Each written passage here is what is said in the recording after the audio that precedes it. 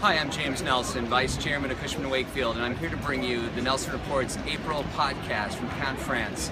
I'm here at the MIPIM conference where over 20,000 real estate professionals come from around the world.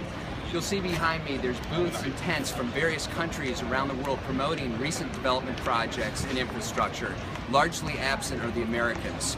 You see that there are some international investors such as Thor.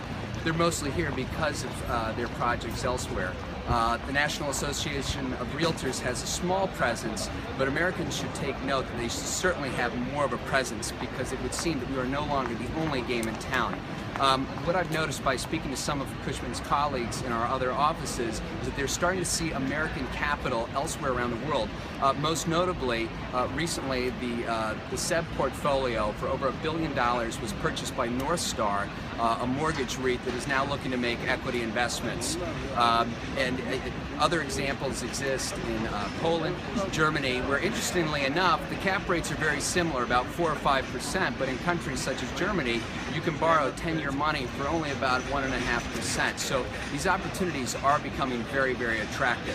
So I think that the case is that for New York, we need to continue to promote what we have. I think there's a big misconception here from a lot of the investors that there's nothing to buy in New York. When I told some of the global investors here that there's over 5,000 properties which sell in New York City every year, they were eager to take note.